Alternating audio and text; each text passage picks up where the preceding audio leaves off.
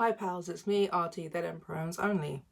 My voice came out a lot weaker than I was expecting it to. I just filmed a video before this, feeling like very flat, and I still feel flat, but I've just had my one-to-one with my steps reinforcer. They have the weirdest names for everything. But like, I want to kind of talk about how I'm feeling and why I feel that way and why it's been hard for me to identify that. It's a really weird place to be when you basically have alexithymia.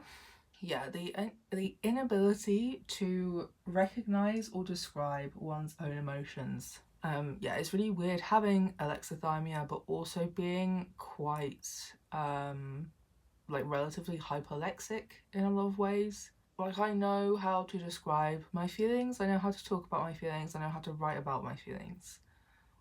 I don't always know how to recognize them when they're happening though. Things have been feeling weird for a while, but like especially weird since maybe Thursday-ish, so it's Monday recording this. And I've just been feeling really flat, kind of very dissociated in a way that I'm not used to being, very disconnected from my body and my mind really. My only states of being are I feel nothing, I feel overwhelmed, and I feel such violent rage that I cannot control it. I feel like I have used up all of my energy that goes to things like masking and managing my emotional responses. So now I just cannot manage my emotional responses at the moment. You either get nothing or you get hell. And it's annoying. This last like week or so in my steps course, we have been talking about communicating our emotions. We've been doing some of these worksheets that I'm not feeling like super helped by them, because I feel like I've done these things before over the years, but I do think it has had some helpful impact on me. So yeah, here is one of those sheets. They give you a list of emotions down this side. It's basically like a chart you fill in, ways to communicate feelings, and it's kind of how you can identify that that's how you feel, and then you can use those to describe it to other people as well, because they have then like the next section is more feeling words, like other words similar to whatever emotion it is on the left that also might be the right word or a useful assisting word. Then it's physical sensations, and it's like how your body is just responding to these emotions, which has been harder for me because of being on propranolol. I don't think I'm having this dip because of propranolol though, so like I get dips like this like quite often, definitely every few months or so, and it always is because of the same thing. Then you get colour, then sense, which I don't know what the difference between that is and physical sensation, to be honest, even though we did some. Then music, and then an experience maybe that's linked to that or could reflect that, like I put for anxiety like a crowded room but you can't hear anybody speaking to you. Like, that's a situation that causes me a lot of anxiety, so I really directly relate those two together. And at the end is sort of the intensity of that emotion that you tend to feel it at, because there's lots of different emotions on here: alienated, alive, alone, anxious, ashamed, assertive, bored, cheerful, contented, curious, disappointed, embarrassed, empty, excited, fine, frustrated, grateful, grief, guilty, etc, etc. There's loads. And then they also have this list on the back of like more feeling words, which is quite useful in some senses of like, oh, it's this brand of feeling angry. So like I filled in this continuum form, continuum worksheet, distance, then communicate, prompting event. And yeah, I was looking through these emotion words, and there were a few that I really liked because like they wouldn't have been necessarily ones I would have directly gone for, but they felt right in the situation I was writing about on my continuum worksheet. The main one was resentful. I feel like a blow up I had at the end of last week stemmed from resentment of a few different kinds that I can't go into for probably legal reasons. And then from that, irate and wrathful, because I feel like I've used all of my energy from masking and managing these emotions. It just kind of almost all came out, like flooding out. And yeah, it's hard. My one-to-one reinforcer person asked me what I could do differently, and I said I don't think I could have done anything differently in that situation because of the way it all happened. I have been in this situation so many times, which is probably part of the reason why I couldn't do it differently this time.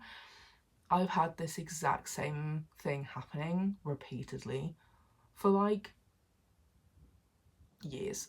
I know how to deal with that situation in a way that's more appropriate and less damaging to my relationships, but because I've been feeling just so off already recently, and I've used up all of that masking and emotion management energy, I don't feel like I could have done anything differently in that situation. I already know what I should have done or should be able to do. And like I said, I've been in these kinds of dips like semi-regularly for most of my life. And that's where that sort of alexithymia kind of comes in. That I feel like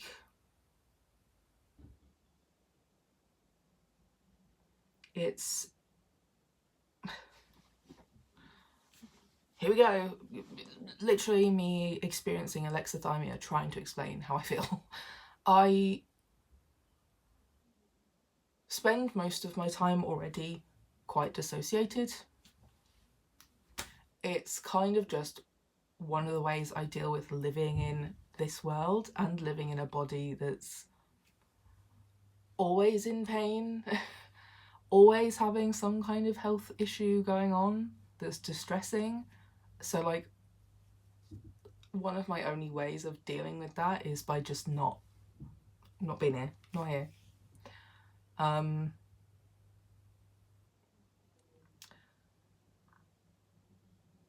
then yeah, the propranolol has sort of added an element to that of like, now that I'm not in like such a hyper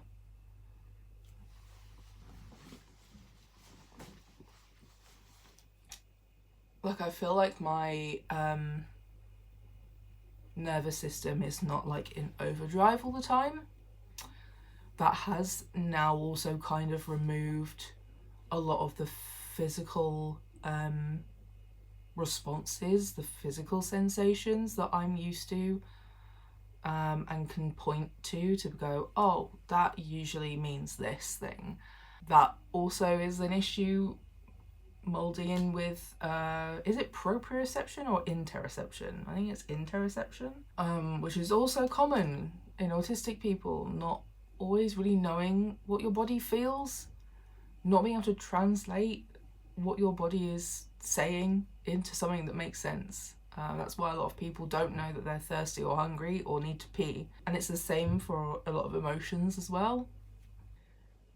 And honestly, my main sign for when I'm in this sort of not good patch that's not improving and just getting worse and extending for longer periods of time is that my usual I've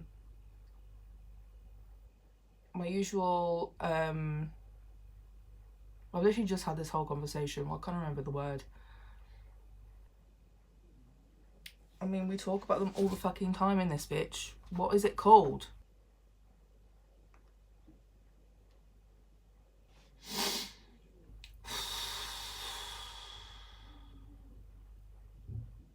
Like, my go-to things that usually help either like diffuse, which is a word that I couldn't fucking think of earlier. Great, thank you so much, brain. When Have you ever had a dream that you want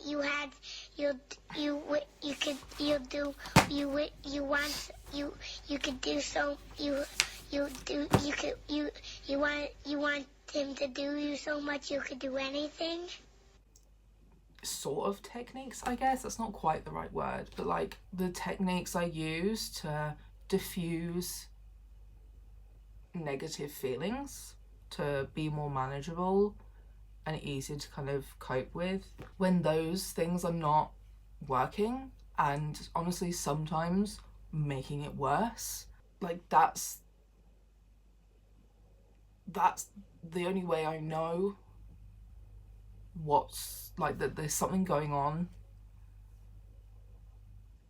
and I'm really not doing great, really not doing well. Because yeah, I get this,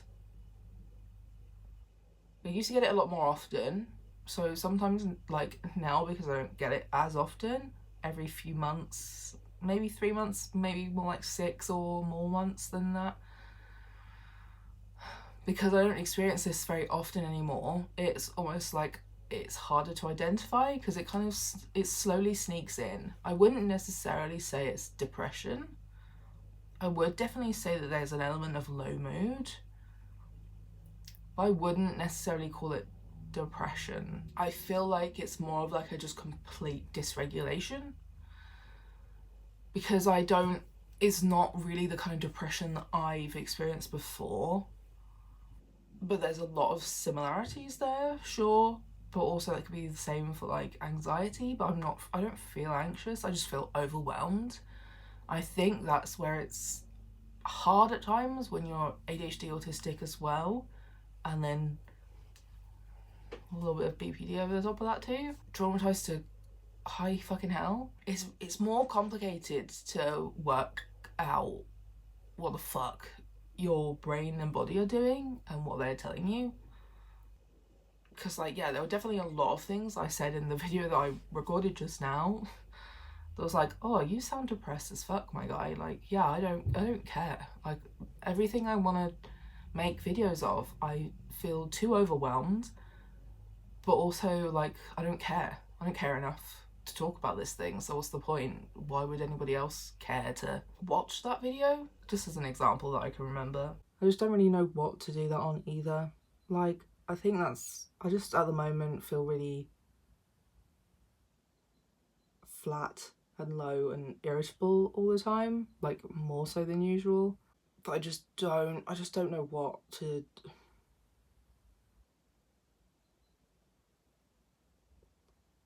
do or work on generally. But like, yeah, I just now feel like I've lost a few days from the weekend, and just don't know what to do or talk about. And just kind of talking about the show, I don't really know if I care enough, you know? Like, I just don't feel great. And I just feel like I'm struggling by myself again when I really need some help, but I can't get help from anywhere. I mostly, like, a lot of this to me aligns with BPD a lot, where I just feel very numb. But I'm also extremely hypersensitive to irritation and frustration. And it's getting harder and harder to manage not snapping at people and not being unkind and unfair. So I'm spending more time by myself, which is not helping, because ironically this always happens when I'm lonely. It's very bizarre.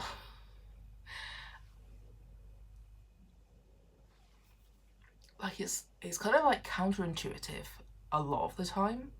I was like, well, why would you be so mean to people and want to like push people away and spend time by yourself because you're being mean to people when you feel lonely? And it's like, the issue is, again, with the rural living bullshit of like, I only see a certain group of people, and that is family. I see them regularly, like every day, all day. That's who I see. Those are the people who are getting the brunt of this because they're the people around. But they are not the reason why I feel alone and lonely. I feel alone and lonely because I live in the middle of fucking nowhere. None of my friends can drive, or like a few of them can drive but don't have cars, or some can drive but have so much going on so can't get here, or live too far away to drive like and pop down to see me for an afternoon, you know?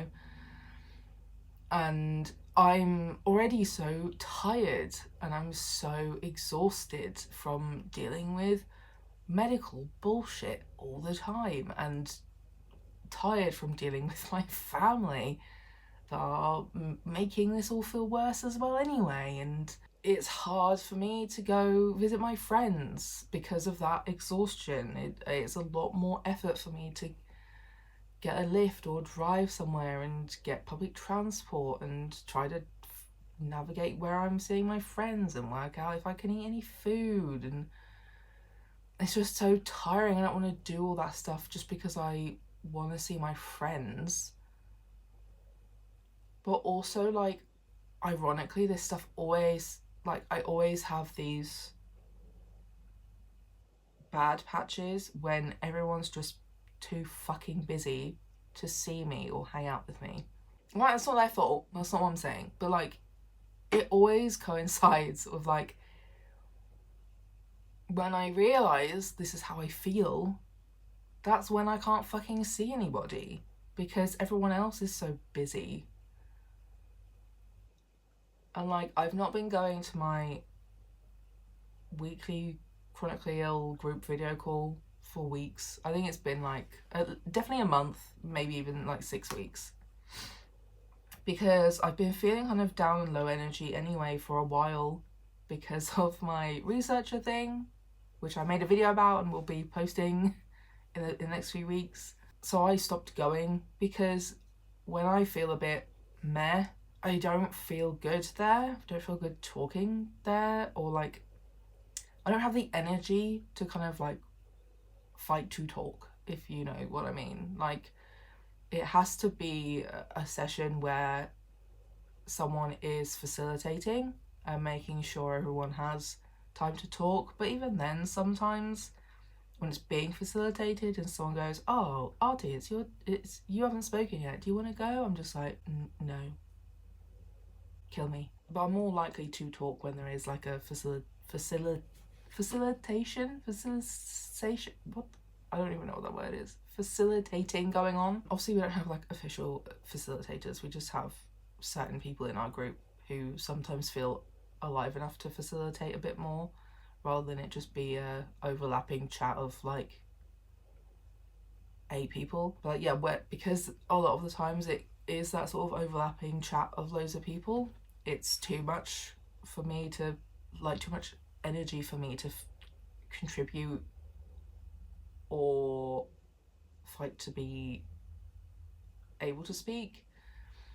And a lot of the times, if I do say, like, this isn't just this group's thing, it's a thing that I've experienced quite a lot over the years anyway, and I think I'm sure I've made a video sort of addressing something like this, but like, whether it's a video call, in person, or a group chat, there's this sort of overarching feeling that whenever I finally feel like, oh, I am going to reach out, I'm going to tell people I'm not feeling good, or I'm going to tell people what it is that's going on that's making me feel like shit, doesn't work. My messages often don't get responded to, and someone else would just not even read my message and post something else random, and then that everyone talks about that topic instead, so then my message is gone. Or when I do talk about it and it's like video call or in person, there's just no like reciprocated response or of like support, and it's just like dead silent, and it just kind of feels like, okay, cool, see you later, bye. Never mind, forget I said anything. I have destroyed the vibe apparently, because for some reason my emotional baggage is just too many things here. Can't deal with it. Okay then, see you later. And like I said, this is not specifically about that group. That has happened in that group, but it happens in pretty much all groups I've been in ever. Part of the reason why I don't like group chats very much, particularly not big ones. Or the sort of third thing that happens is that I'll post it in a group chat or like private message to someone who I feel safe opening up to, and there's no response for a while because they've got things going on, and like, I don't blame them for that, but by the time they get round to like saying, oh, I can be here for you now, it's kind of like, never mind, it's gone now. Or like, actually it's worse now, never mind, this is too much for anyone to be listening to, thanks. So it's just, yeah, you feel all of these things that you can't even really tell if you feel, don't really know what they are. You don't know why you're acting the way you're acting. Even after fucking years, decades sometimes. I mean, I've been self-analysing for like at least 15 years, nearly, in and out of different counselling, therapy, diagnosed with millions of different things. I know myself pretty well. People still tell me that I am very well spoken and self-reflective and eloquent with how I speak, and it's like, yeah, I'm fucking autistic. If anyone tells you that you are very reflective and eloquent and able to describe why and how you like feel, you are autistic. Go get an autism assessment, please. Because like, this is what I hear from literally all of my autistic friends, is when they go to any therapy or counselling, they're always told that. I keep being told that in my steps group and in my one-to-one sessions. I've been told that for many years. So it's like this big annoying thing of like, there is something not correct, there is something not right going on, but I only notice it really properly that something is wrong when my usual things that I do to keep myself somewhat sane are not working or making it worse. And by then, it's kind of a little bit too late in some circumstances, because I've already blown up at people. I've already isolated myself for days or weeks. I've already missed being with people. By the time you realise that that's what's going on, you've missed a lot of the opportunities you had to make it better because you didn't know. You just didn't know. I have to fill in best score sheets, best forms, that's what they're called, every week for my SEPS group. And they are, I won't go too much into detail of what exactly they are, but a brief overview for now, and I might go into it in more detail another time. but they are borderline evaluation of severity over time. And I literally started this course at 42, which is like mid-level, pretty mid. And my score today was 60. And I'm on week 7, and my scores have done nothing but fucking climb. And some of it is definitely to do with the course. It is stressful for so many reasons. But like, my score last week had dropped a little bit from having like a rough couple of weeks from the researcher stuff. And this week, shooting up to like 60 was wild, honestly. Like, I think some of these monitoring things are really useful. I think a lot of them are useful generally for most people. A lot of them are not helping me because I have been in kind of like a stage of progressive recovery for quite a few years.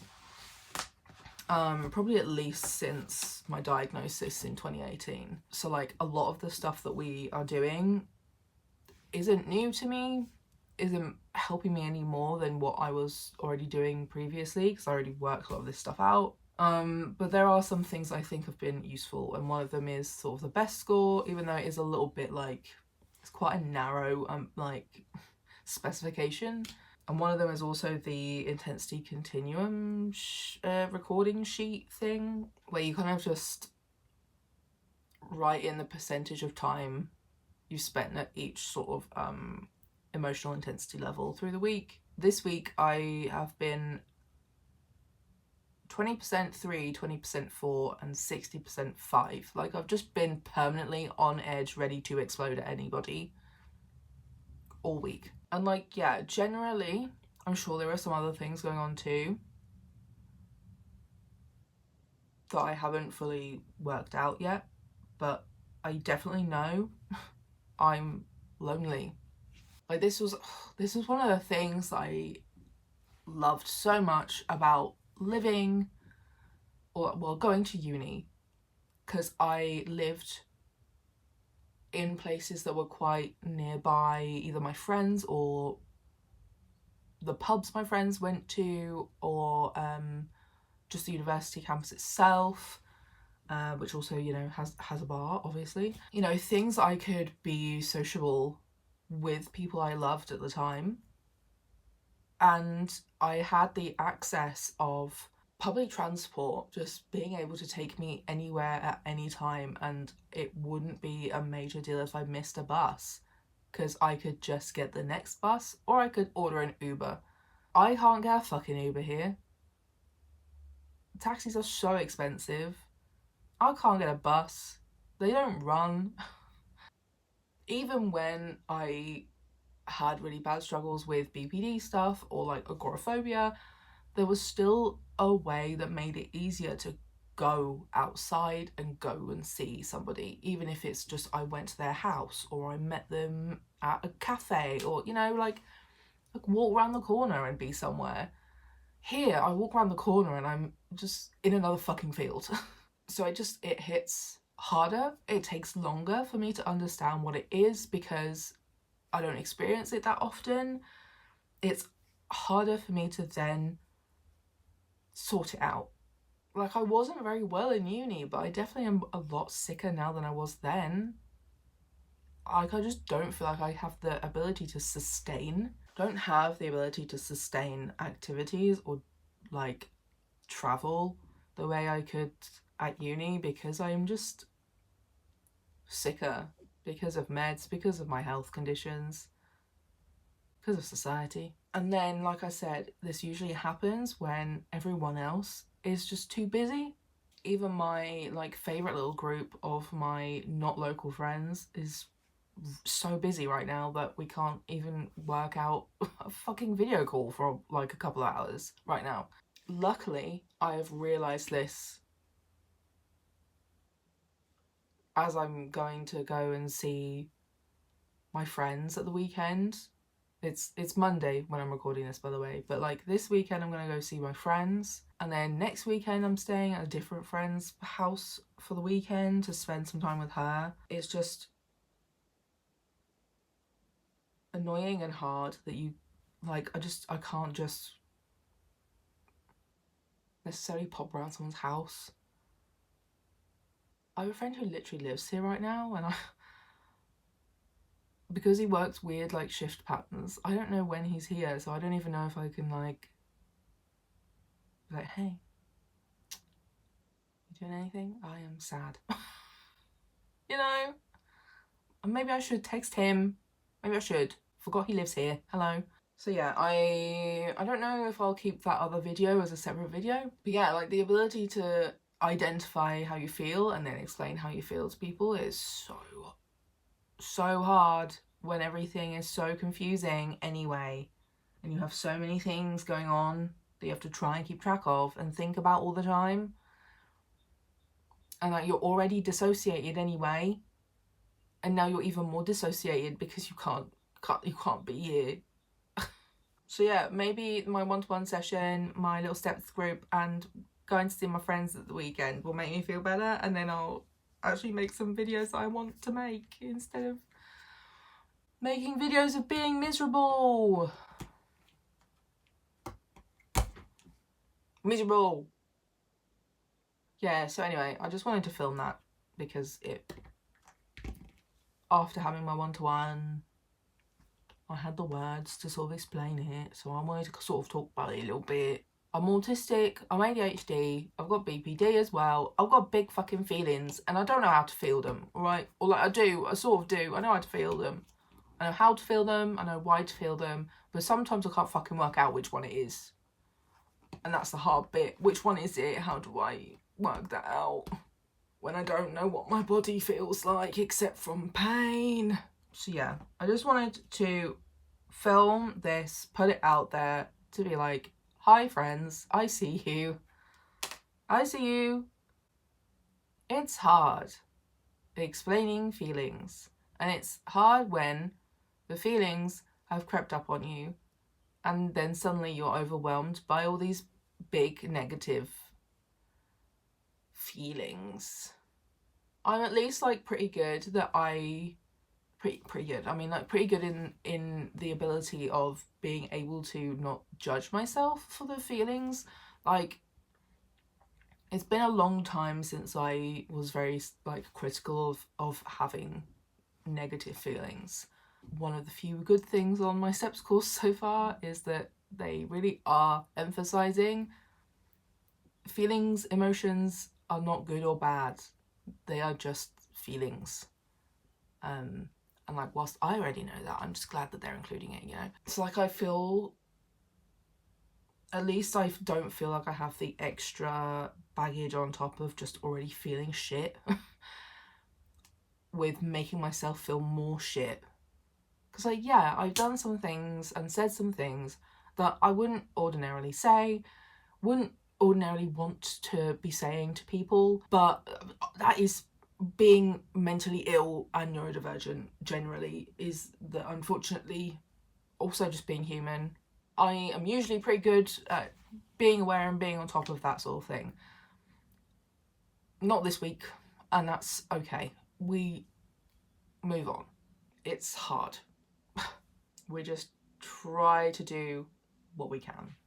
So yeah, weird moment for the end of the video. Please like, subscribe, leave a comment, share my videos. Thank you. If anybody else feels like this out there, please tell me in the comments, because it's feeling really weird saying stuff on the internet and nobody going, oh yeah, me too.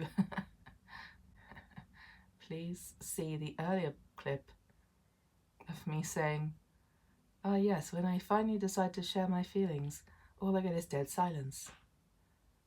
Copy paste that, but also for my YouTube videos. Also, I am sad that my last video has not had many views, even though people love maths. Like, okay then, I don't know what you want. Yeah, I'm gonna go now. See you next week. Bye.